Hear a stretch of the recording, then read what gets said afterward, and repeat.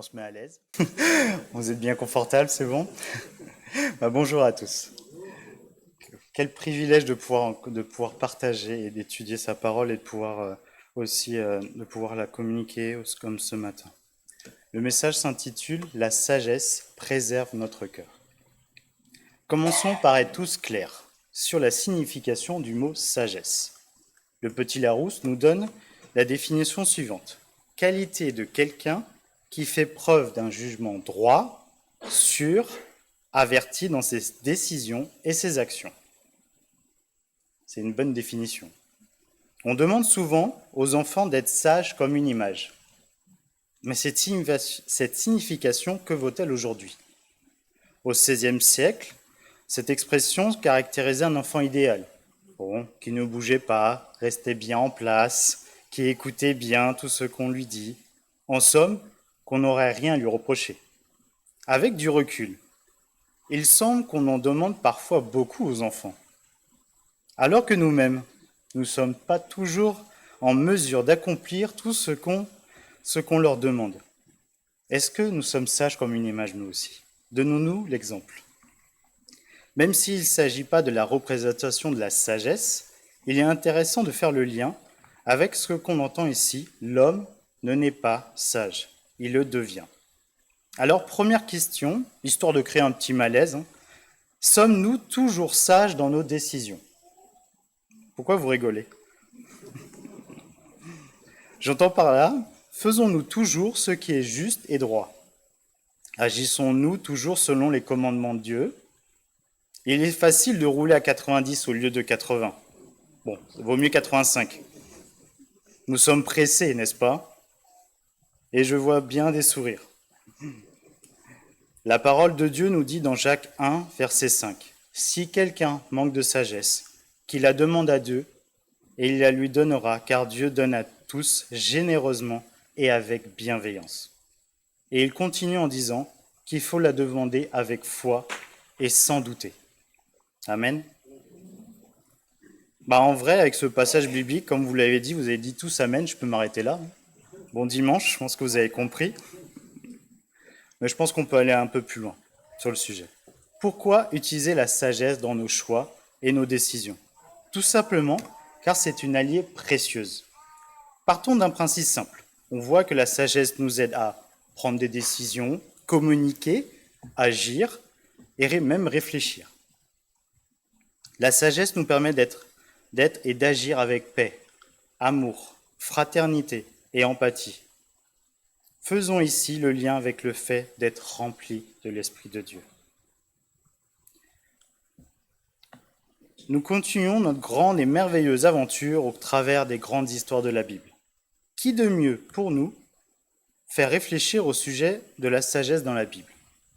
La personne que nous verrons est connue pour sa gloire, sa grande sagesse, sa richesse et sa renommée. Est-ce que vous savez de qui je parle? Vous avez triché? C'est bien ça. Nous allons parler d'un grand roi rempli de sagesse. Vous pouvez le retrouver dans 1 Roi 2 à 11, si vous voulez relire toute son histoire. Mais commençons d'abord par savoir qui est Salomon. Donc, pour rappel, Salomon est le fils de David et de Bathsheba, qui avait d'abord été l'épouse d'Uri le Hétite, tuée par David pour tenter de dissimuler son adultère avec elle, tandis que son mari était au combat. Nous retrouvons dans 1 Chronique 28, 5 à 7, « Entre tous mes fils, car l'Éternel m'a donné beaucoup de fils. Il a choisi mon fils Salomon pour le faire siéger sur le trône du royaume de l'Éternel, sur Israël. Il m'a dit, ton fils Salomon bâtira ma maison et mes parvis, car je l'ai choisi pour mon fils, et je serai moi-même pour lui un père, et je maintiendrai pour toujours sa royauté, s'il met son énergie, comme il le fait aujourd'hui, à obéir à mes commandements et à mes lois. » On retrouve dans un commentaire dans le livre de Salomon, « Quelle richesse pour quelle fin !» Mais au milieu de cette sombre histoire, où les commandements de Dieu sont bafoués et transgressés, là où les ennemis se réjouissent, se frottent les mains en observant ce qui vient de se passer, une lumière, grâce, surgit. Car Dieu écrit droit avec des lignes courbées. Là où le péché a abondé, la grâce surabonde. Romains 5, 20.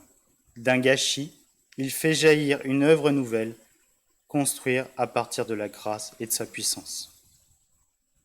C'est magnifique comment Dieu fait les choses. Et nous voyons qu'il a fait la même chose avec David. David a été choisi parmi tous ses frères. Samuel, au départ, regardait un de ses frères qui était fort, costaud, mais Dieu regarde au plus profond de notre cœur. Et dès la naissance, on n'aurait pas parié sur ce choix comme futur roi, Salomon. Un fils non légitime dans la royauté. Dieu veut construire avec lui, et littéralement, je dirais même son temple. Et Dieu reconnaît en Salomon un grand homme qui suit ses commandements. Il est avec lui comme un père. Il l'aime. C'est vrai que Salomon est né d'un péché, mais Dieu veut l'utiliser. Et nous pouvons faire le parallèle avec nous, avec notre vie. Nous naissons tous pécheurs. Et Dieu, dans son amour, a envoyé son Fils à la croix pour nous sauver et tracer une vie éternelle droite. Salomon ne sera pas un homme de conquête comme son père, mais un homme de paix, un constructeur. David va tout préparer jusque dans les détails et remettre le royaume clé en main à son fils Salomon. Regardons ensemble ce que nous enseigne la vie de Salomon. Dans un premier temps, nous verrons que Salomon est un roi rempli de sagesse au service de Dieu. Et dans un deuxième temps, nous verrons que la sagesse préserve notre cœur. Commençons. Un roi rempli de sagesse. Je vais inviter Jean-Luc à venir lire le passage biblique de ce matin. Donc nous allons lire 1 Roi 3, 4 à 15.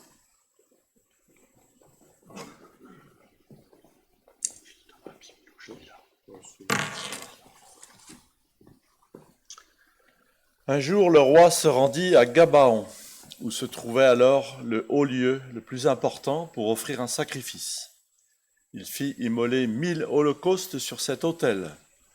Pendant la nuit, l'Éternel lui apparut là en songe et lui dit : « Demande ce que tu désires et je te l'accorde. » Salomon répondit : « Tu as témoigné une grande bienveillance à ton serviteur David, mon père, parce qu'il vivait fidèlement selon ta volonté, de façon juste et avec un cœur droit.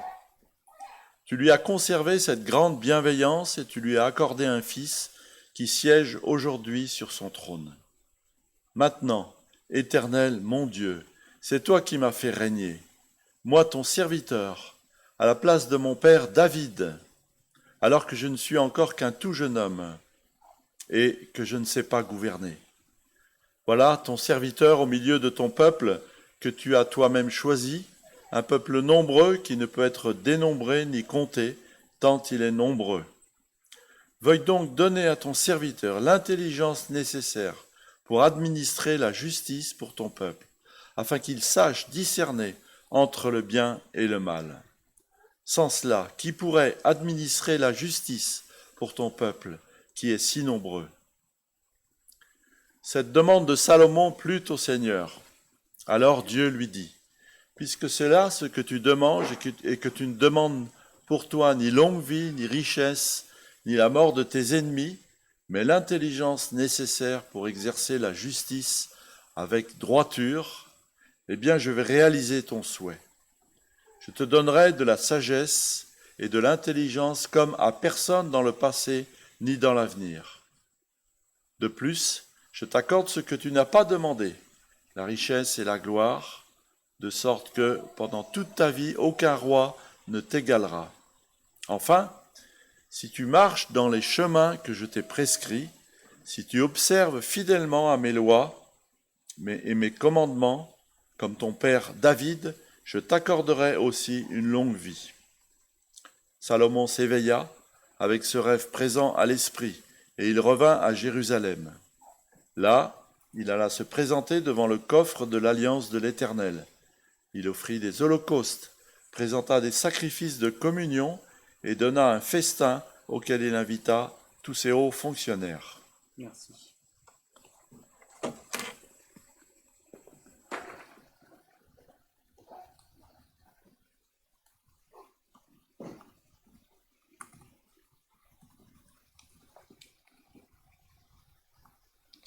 Ce texte est bien riche et en dit beaucoup de choses. Maintenant, ça y est, Salomon a environ 20 ans et débute son règne. Il est né au milieu des années 40, des 40 années de règne de David, et le jeune roi manque d'expérience et de maturité pour faire face à ces lourdes responsabilités. Et il précise, il gouverne un peuple très nombreux. Et vous savez combien de personnes il doit gouverner? Plus de 6 millions. Ça fait un beau chiffre. Et même pour vous dire, en France, nous sommes plus de 60 millions. Nous pouvons quand même imaginer la grosse responsabilité qu'il a. C'est comme si nous étions parachutés du jour au lendemain président de la République. Moi, président. Saurions-nous quoi faire? Comment agir? Je ne suis pas sûr. Et en plus, comment peut-il succéder au roi David, grande figure et héros national, sans le décevoir le peuple? Il faut rappeler que David a mené des batailles. Une que nous connaissons est celle qu'il a menée dès son jeune âge, avec juste une lance et une pierre contre Goliath. Probablement que Salomon est fier d'avoir un tel père que David. Il se peut qu'il demeure dans son ombre, ne sachant comment émerger derrière une telle personnalité. Est-il reconnu et encouragé face à la grande attente du peuple? Il y a quand même 6 millions de personnes qui le regardent. Toute la lumière est sur lui. Vous imaginez bien la pression qu'il doit ressentir à ce moment-là. Mais Dieu veille, et il est avec Salomon. Et Dieu a choisi Salomon, et comme un père pour lui, et Dieu est souverain. On lit dans 1 Chronique 28-20, « Puis David dit à Salomon, « Mon fils, prends courage, tiens bon et mets-toi au travail. Ne crains rien, ne te laisse pas effrayer, car l'Éternel Dieu, mon Dieu, sera avec toi. Et il ne te délaissera pas, et il ne t'abandonnera pas, jusqu'à ce que tu aies achevé tout le travail effectué pour le temple de l'Éternel. » Il est vrai que l'on peut avoir des regards inquiets sur nos vies, et c'est tout à fait normal. Par exemple, comment finir la fin de mois, perte d'un emploi, reprise d'activité à l'église suite à un départ, réussite d'un examen pour pouvoir entrer dans la vie active, choix de carrière. Bien des questions, et quelquefois difficile de trouver la réponse. Mais Salomon l'exprime très bien à Dieu. Il reconnaît son incapacité. Il est reconnaissant envers Dieu ce qu'il a fait pour David. Il cherche premièrement la présence de Dieu dans sa vie. Dieu est le même qu'hier, aujourd'hui et demain. Et nous voyons vraiment l'engagement fort que Salomon témoigne à Dieu au travers de ses holocaustes, plus de 1000 par exemple. Et Dieu voit nos cœurs. Soyons encouragés de montrer à quel point Dieu agit dans nos vies. Et nous voyons la qualité du cœur de Salomon. Sa bouche le crie, « Accomplis ton plan ». Continuons de prier en disant « Merci à Dieu pour ce que nous avons ». Et un exercice que nous pouvons faire, c'est de commencer nos prières par un sujet de reconnaissance.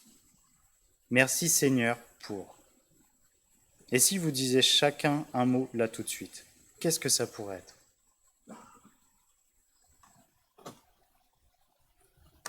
Et mettons-nous un peu à la place de Salomon. Est-ce que vous connaissez le dessin animé Aladdin? Désolé, j'ai beaucoup de références de Disney. Le génie lui donne 3 vœux. Et ce qui est intéressant, c'est que par manque de sagesse, son premier vœu, qu'est-ce que ça va être? Ça va être de devenir roi, d'être un beau prince. Mais cela va le conduire plutôt à des ennuis. Et surtout, il va mentir sur sa situation. Et il a simplement fait quelque chose de très simple.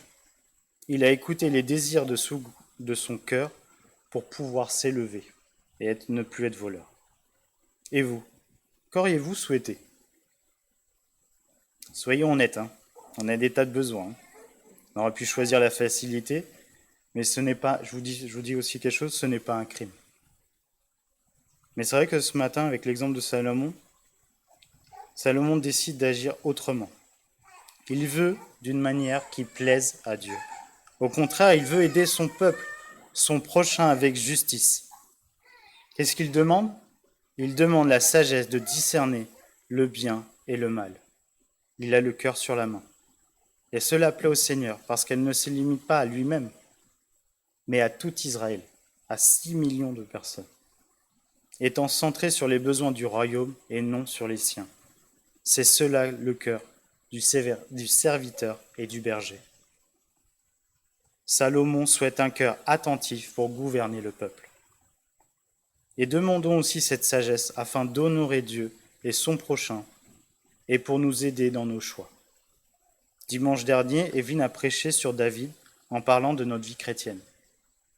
Que la sagesse guide notre vie chrétienne à honorer et à louer Dieu.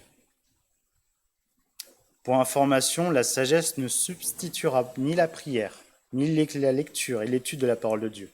Au contraire, cette sagesse nous aidera à faire toujours plus. L'influence de cette sagesse peut toucher nos cœurs, des cœurs, au-delà de nos perceptions. Nos actes peuvent avoir des conséquences néfastes ou toucher des vies si nous agissons avec sagesse. L'exemple sur l'influence que nous pouvons prendre est sur la justice qu'a rendue Salomon face aux 2 femmes pour savoir à qui appartenait encore l'enfant vivant. Là, Salomon fut d'une grande sagesse. Pourquoi? Parce qu'il regarda au cœur pour deviner qui était la vraie mère. Et c'est comme le sport. Si nous souhaitons garder un bon niveau, il faut que nous exerçons. Exerçons la sagesse en étudiant sa parole.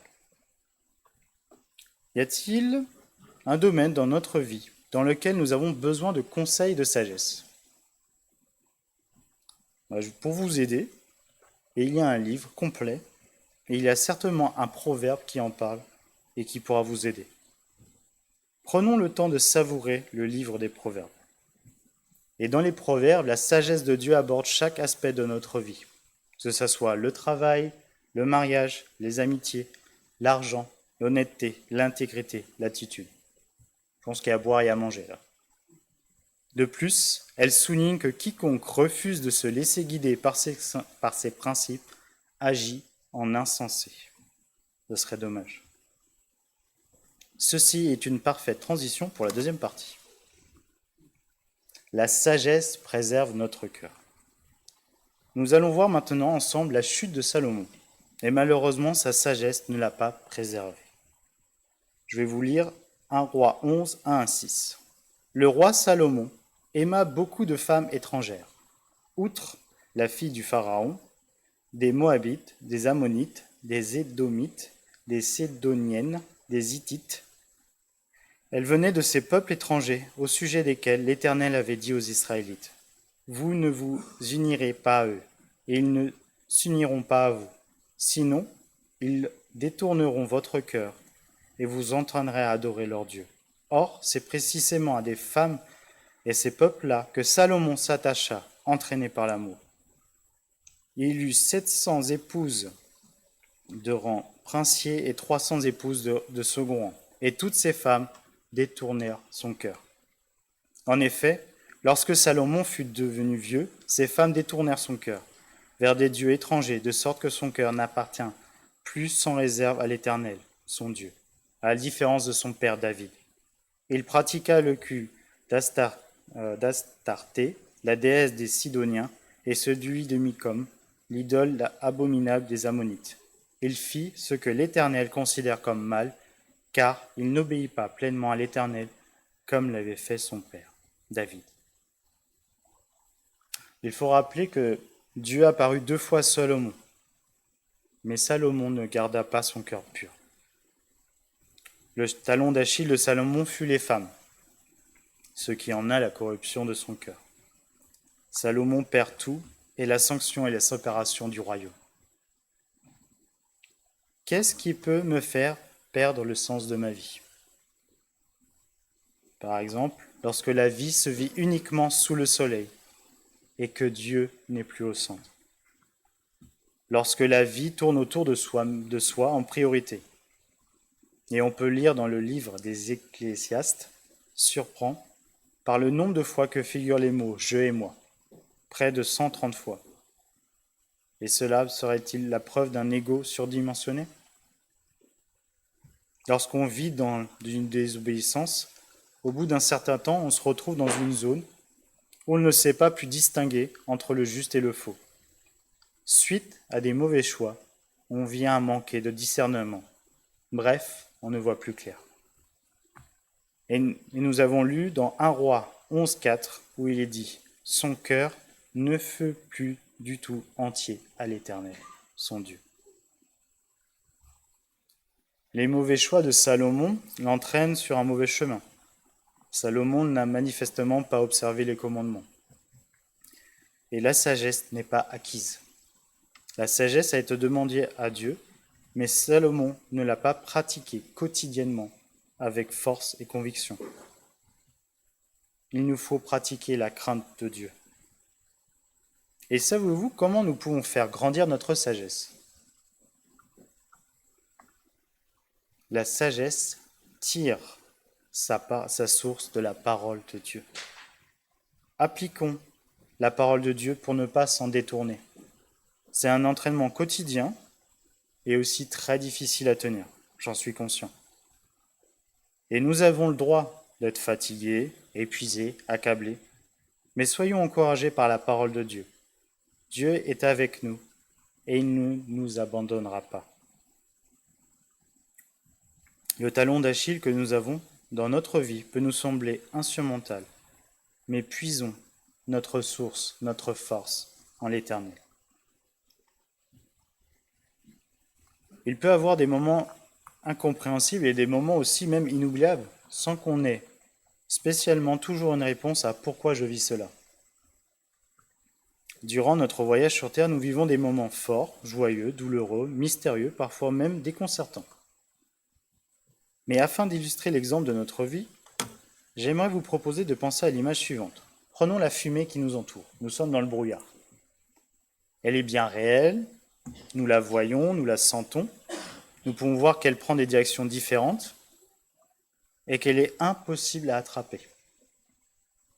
Notre vie est identique à une fumée. Finalement, on ne peut pas la maîtriser à 100%. Mais pour nous aider à avancer, nous pouvons découvrir ou même redécouvrir 2 livres qui parlent de la sagesse. Nous avons parlé tout à l'heure de Proverbes, et je vais vous en proposer 2 autres. Ecclésiaste. Salomon l'a écrit plus tard dans sa vie. Il fut aussi le dernier monarque à régner sur tout le royaume d'Israël. En effet, il a essayé de s'appuyer sur sa connaissance, ses richesses, ses loisirs et sa puissance, et rien de cela l'a comblé, alors qu'il avait demandé la sagesse à Dieu. Ecclésiaste 1,8 dit « L'œil n'est jamais rassasié de voir, l'oreille n'est jamais remplie de ce qu'elle entend. » Et il prend au sérieux, dans Ecclésiaste, en lisant le livre, vous verrez que le livre prend vraiment au sérieux tous nos soucis sans essayer de les mettre de côté. L'auteur de ce livre savait par expérience ce qu'est la déception. Il a découvert que la sagesse vaut mieux quand même que la folie. Et qu'on peut être reconnaissant tous les jours, tout naturellement, d'avoir par exemple à boire et à manger, que nous pouvons apprécier notre travail et notre vie, et nous pouvons les considérer comme un don de Dieu. Que l'amitié a une grande valeur, et que vous devez respecter aussi surtout notre Créateur et lui obéir. Je vous invite vraiment à le relire. Un deuxième livre que peut-être que vous connaissez un peu plus, c'est celui de Job. C'est vrai que grâce à ce livre, nous pouvons comprendre comment réconforter par exemple un ami éprouvé et surtout supporter notre propre souffrance. Nous pouvons réaliser que le silence est parfois plus que réconfortant que les paroles, que la souffrance ne provient pas nécessairement du péché, que nous ne devons pas nous attendre à avoir les réponses à tous nos pourquoi, et que la seule façon de rester serein est de nous concentrer sur Dieu lui-même. Mettons notre confiance en l'Éternel. J'aimerais clôturer avec un verset qui vient de Proverbes 3 à 7. La confiance en l'Éternel. Mon fils, n'oublie pas l'éducation que je t'ai donnée. et que ton cœur retienne mes préceptes. Car ils rallongeront tes jours et ajouteront des années à la durée de ta vie et t'assureront le bonheur. Que l'amour et la fidélité ne te fassent jamais défaut. Attache-les autour de ton cou, grave-les sur les tablettes de ton cœur, et tu obtiendras la faveur de Dieu et des hommes. Tu auras la réputation d'être un homme de bon sens. Mais mets ta confiance en l'Éternel de tout ton cœur. Ne te repose pas sur ta propre intelligence. Tiens compte de lui pour tout ce que tu entreprends. Il conduira sur le droit chemin.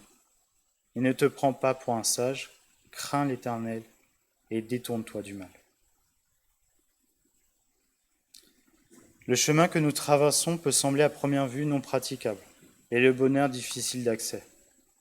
Mais si nous marchons selon nos voies, nos uniques désirs,